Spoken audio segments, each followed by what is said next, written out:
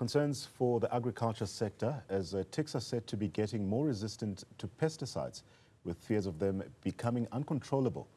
Ticks are insects that suck cattle's blood, causing a number of diseases such as fever and anemia. For more on the impact of this, I am joined by Dr. Luther van der Mescht, who's a senior lecturer at the Free State University of Zoology and Entomology. Dr. Luther, a pleasure to have you on the program this evening. Can you firstly explain the current state of tick resistance to pesticides in the country?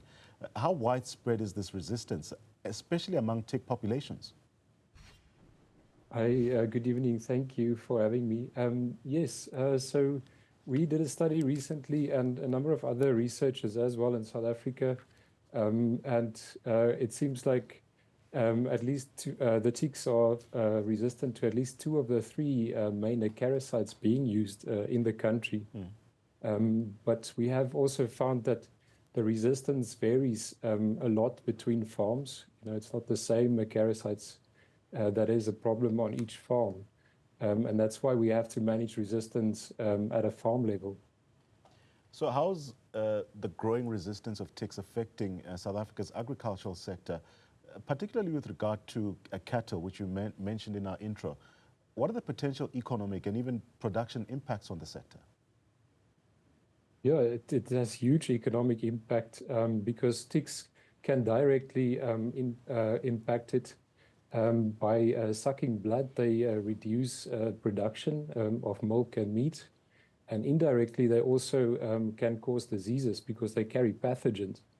And it's estimated that last year, about 670 million rand was spent, or was lost rather, due to mortality of these caused by these tick-borne diseases, and then also the use of acaricides.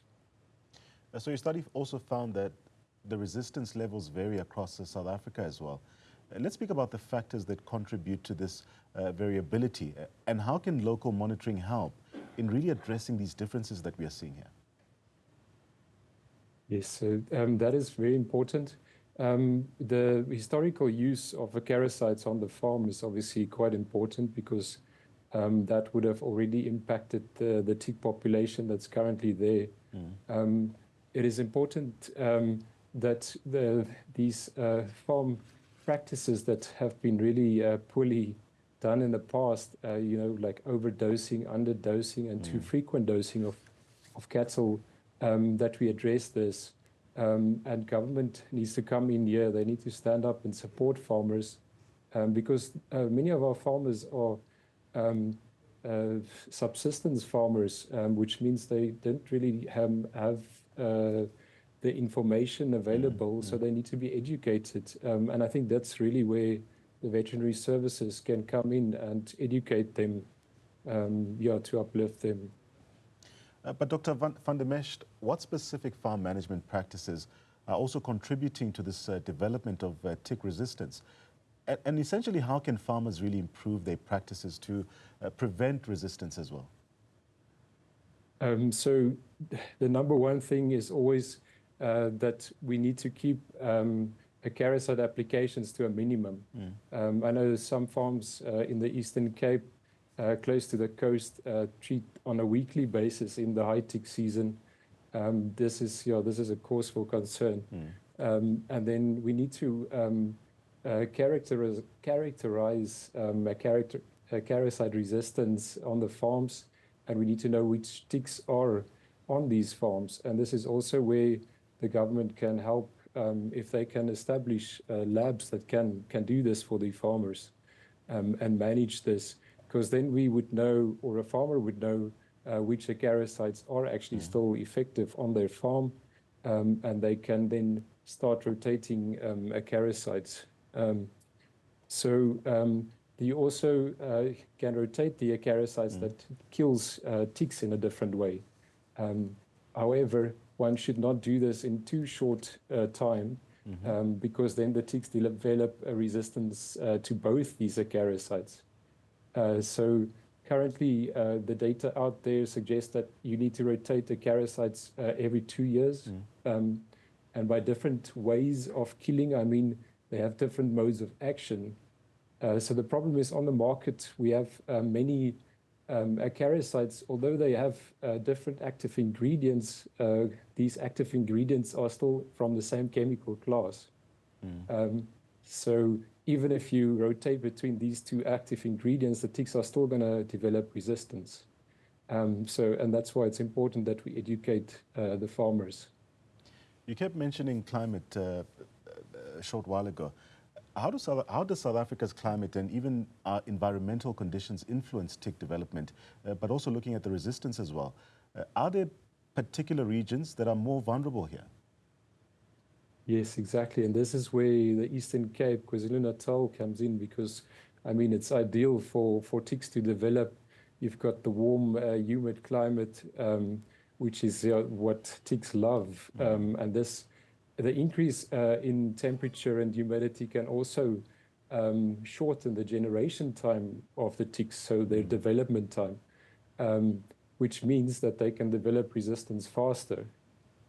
So there are a whole lot of factors in those areas that we need to look at, because also now the farmers obviously see a lot of ticks, and they just treat these animals so often that it just causes resistance to develop faster and faster.